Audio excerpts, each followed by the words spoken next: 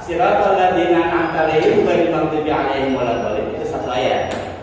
Tapi kalau bismillah tidak masuk dalam ayat, maka siratal ladzina an'amta 'alaihim ayat 6, ghairil maghdubi 'alaihim waladdallin ayat yang ke? Paham ya? Nah, ini untuk bedanya bismillah sama pertanyaan berikutnya, bagaimana cara baca bismillah ketika sholat? Dipikir lagi deh. Ada orang yang baca jahar, Bismillahirrahmanirrahim, seperti saya baca nih, ya. Ada imam yang tidak baca pada secara jahar, tapi sir. Alhamdulillahirabbil alamin. Ini ada beberapa pendapat. Imam Syafi'i mengatakan, pendapat Imam Syafi'i, karena bismillah masuk dalam ayat, maka bismillah harus dijaharkan ketika ada sholat jahar. Nanti bisa. Imam Ahmad bin Hanbal, Imam Hanbali, yang sekarang jadi mazhab Arab Saudi, atau dipakai Hanbali, Pak. Ya. Nah, Imam Hanbali mengatakan bahwa bismillah tidak perlu dijaharkan, tapi disir. Masuk alhamdulillah mengacu pada hadis Aisyah. Jadi si Aisyah mengatakan hadis bahwa kalau sholat itu setelah takbir dia atau baca alhamdulillahirabbil alamin. Bismillahnya sir. Mana yang betul? Dua-duanya kan? Jangan aneh ketika kita dipekani Allah alhamdulillahirabbil alamin. Kalau baca bismillah Islam apa nih? Bukan ikaran ente kan paham. Atau Allah kita udah biasa nggak pakai Fatihah kencang kan? Bismillahirrahmanirrahim. Ini sama apa nih? Bismillah kencang. Nah, itu beda pendapat fikih. Ya, nggak masalah. Kenapa, Pak? Bapak buka kitab hadis Sahih Bukhari, buka hadis Sahih Muslim. Semua ayat, semua hadis-hadis tentang sholat itu parsial, sepotong-sepotong. Nggak ada yang dari awal sampai akhir. Makanya hadis Rasulullah bunyinya, "Shallu kama ra'aitumuni usolli." Apa artinya? Sholatlah kamu sebagaimana kamu melihat aku sholat. Jadi sebenarnya kita sholat itu disuruh melihat bagaimana Rasulullah sholat. Pertanyaannya, emang masih bisa lihat Rasulullah? Kalau kita nggak bisa lihat Rasulullah, lihat orang yang pernah lihat Rasulullah sholat, siapa? Sahabat. Kalau kita nggak bisa melihat orang yang ketemu orang Rasulullah sholat, sahabat, dia siapa? Lihat orang yang melihat sahabat sholat, tapi kita nggak bisa lihat, tapi terus begini, ke bawah, sampai siapa? Lihat guru ente yang ngajarin.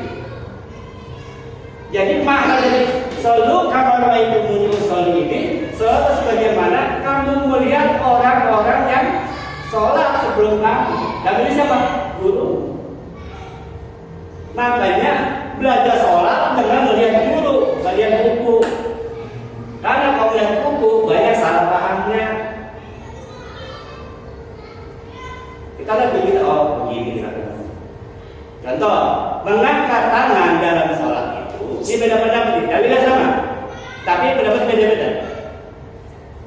Kalau Imam Syafi'i menempel pada ujung telinga di sini, Pak. Nih, ujung jempol. Tapi Muhammad begini. Ada begini.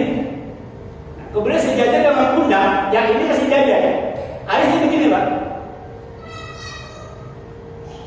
Yang betul yang mana? Kalau lihat dari konteks buku kan begitu. Wa yadu ala sadri, menampakkan menaruh tangannya ala sadri di atas dada. Dada mana? Atas dada mana? Di dada. Atas dada mana? Nah, kita stop nih.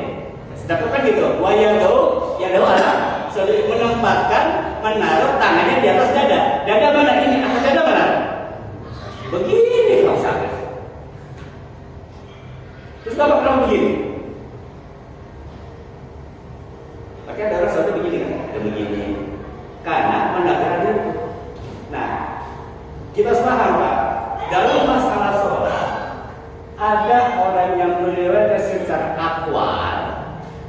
secara af'al. Ini jangan dibentur-benturin. Kalau riwayat af'al itu adalah riwayat ini yang diriwayatkan oleh para ahli fikih. Ahli fikih itu statusnya di atas ahli hadis. Kalau riwayat aqwal terkata itu ahli hadis. Contoh Imam Bukhari, Imam Muslim itu ahli hadis. Kitabnya Sahihnya Sahih Bukhari itu bukan hadis. Kalau Imam Syafi'i di atasnya. Makanya ahli fikih sudah pasti ahli hadis. Tapi ahli hadis belum tentu ahli fikih. Imam Bukhari sendiri pengarang Sahih Bukhari itu berguru kepada yang namanya Imam Humaid. Imam Humaid itu muridnya Imam Syafi'i. Jadi Imam Syafi'i ya. Nih, punya anak namanya Humaid. Humaid punya murid namanya Imam Syafi'i punya murid namanya Humaidi. Humaid punya murid namanya Ahmad bin Hambal. Jadi ini guru, Pak. Nah, kemudian nanti punya murid lagi. Nah, ini murid ini belajar Imam Bukhari. Jadi Imam Bukhari itu hidupnya jauh sesudah Imam Syafi'i. Secara madhab fikih, Imam Bukhari itu berpaku pada pendapatnya Imam Syafi'i. Yang perlu dipahami, madhab itu bukan aliran baru, bukan agama baru, tapi istilah seorang ulama untuk menafsirkan, mentakwilkan, memahami konteks-konteks hadis dan maksud-maksud hadis. Nah, makanya ulama-ulama ini Imam Syafi'i, Imam Ahmad itu kan murid, Pak.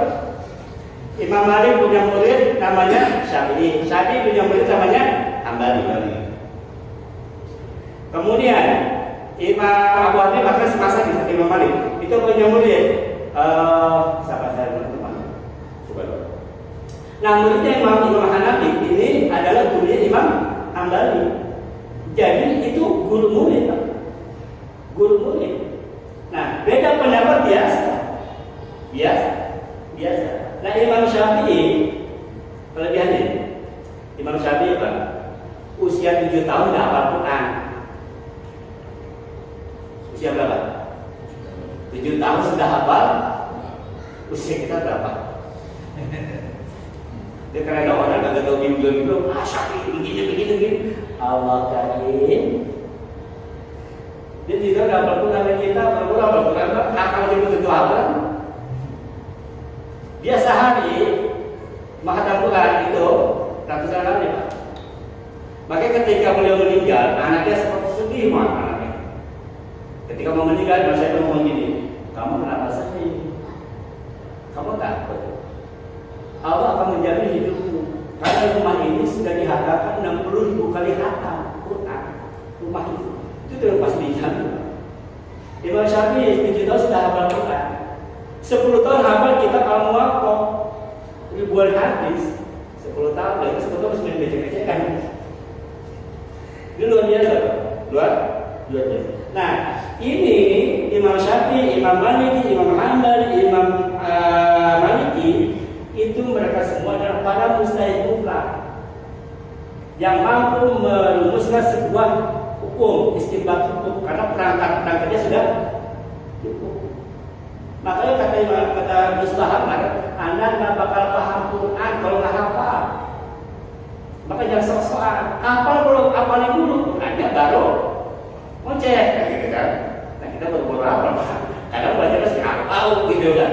Nah, kita makanya kita terus sekedar ngobrol, ambil sedikit itibar. Ambil sedikit itibar atau pelajaran. Baik, kembali. Jadi Makkiyah Madaniyah 7 huruf. Nah, dalam masalah basmalah ada yang jahat, menggunakan, ada yang sihir. Mana yang betul? Dua-duanya betul. Dua-duanya betul. Yang salah adalah yang agak selesai kan? Lah ini orang sebelum jadi bunyi, yang sembahyang udah sih. Ya, dia kagak sembahyang di BSSD. Nah, tugas kita coba. Saya sibuk ini dia nggak pada ribut. Dia tahu nih dari seperti apa. Nah, bismillah, kembali lagi ada bismillah masuk, ada yang tujuh bismillah tidak masuk. Baik. Nama al-fatihah macam-macam. Ya. Jadi asbabun nuzul sudah jelas ya. Jadi tidak ada asbabun nuzul yang pasti. Karena gini Pak, tidak semua ayat Quran, tidak semua surat Al-Quran itu turun harus ada kejadian. Kadang-kadang ayat ini turun tanpa kejadian. Turun aja. Turun aja. Ya kan? Kalau ada kejadian ada orang yang nanya. Ya, ada orang nanya, maka kalau bilang ya selalu naka angin dulu. Dulu orang kafir ke situ menanyakan masalah dulu, bagaimana udah mati gini gitu kan. Kata Rasulullah, Allah memberi jawaban melalui firman-Nya, ya selalu naka angin dulu, kulilu wa amri rabbi. Mereka bertanya tentang ruh, katakan ruh urusan Tuhan. Nah, ayat itu turun karena ada kejadian. Karena ada yang mempertanyakan masalah ruh. Tapi ada juga ayat Quran yang turun tanpa sebab. Contoh ini, Al-Fatihah. Dia turun tanpa sebab, ya. Yang jelas ini Fatihah. Nah, kemudian Fatihah itu memiliki beberapa nama. Kita bahas di muka di dulu, Pak. Belum masuk ayat loh.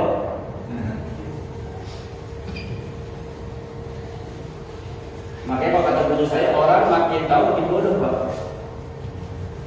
Orang makin tahu makin bodoh. Orang makin bodoh makin tahu. Orang makin pintar makin bodoh. Orang makin tahu makin bodoh. Fatihah, oh bisa begini ya. Dan terus kan gimana? Terus Fatihah namanya banyak apa aja ya? Nah, karena awalnya dia nggak tahu kalau Fatihah punya nama, ternyata Fatihah punya nama. Timbul pertanyaan apa saja? Kan orang yang sebenarnya betul kan orang bodoh. Tapi kalau orang pintar Pak, udah nanya udah Fatihah udah tahu dah. Nah, kita mau orang bodoh yang masih pingin. Al-Fatihah punya nama. Pertama disebutnya Al-Fatihah. Apa arti Al-Fatihah? Pembuka. Disebut pembuka karena Al-Fatihah ini adalah surat pertama dalam penyusunan Al-Quran. Siapa yang nyusun? Nah, itu pertanyaan tuh. Ustaz, Al-Quran kan turunnya berangsur-angsur, nggak sekaligus. Contoh, ayat pertama yang turun Al-Alaq, Iqra, cuma 5 ayat. Kan gitu kan? Cuma 5 ayat. Dan terus yang berikutnya turunnya kapan? Terus kenapa ditaruh dalam Al-Alaq? Kemudian kenapa nggak Anas dulu Al-Baqarah? Nah, susunan Al-Quran itu bimbingan dari Jibril. Jadi Jibril datang kepada Muhammad. Muhammad yang ini taruh di sini, ini taruh di sini, itu atas bimbingan Jibril. Nah, Nabi Muhammad memerintah kepada sahabat untuk menulis Al-Quran. Makanya dulu Al-Quran ditulis siapa? Di pelapak korma, ya kan? Di kulit-kulit kambing, ya, kemudian di tulang-tulang itu begitu Pak. Karena belum ada kertas zaman dulu belum ada kertas. Kemudian zaman dulu juga Al-Quran itu Pak nggak ada ini nih, nggak ada titik. Apa aja segini? Alfa. Ayo bacanya apa? Siapa yang memberikan titik? Nah, ini nama-nama Quran nih. Orang nama-nama Quran namanya yang namanya titik nih apa?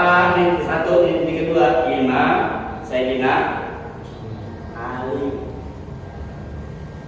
Sayyidina Ali lah yang menambahkan titik. Oh, kalau buat titik satu di bawah, tak titik dua di atas. Kalau satu tiga di atas. Itu siapa? Sayyidina Ali. Ketika udah jadi awal-awal mana? Dulu masa sahabat tuh hafal Quran semua. Apa tuh? Hafal Quran. Nah, jadi kata Rasulullah, jangan kamu tulis dariku kecuali Al-Quran. Jadi memang kalau perintah Al-Quran itu nulis berapa semua. Baik, pertama Fatihah. Fatihah itu artinya pembuka. Nah, pembuka yang baik disebutnya Fatihah. Makanya Pak, pada ulama itu mengajarkan bahwa ketika kita menemukan kesulitan jalan untuk membukanya, pakai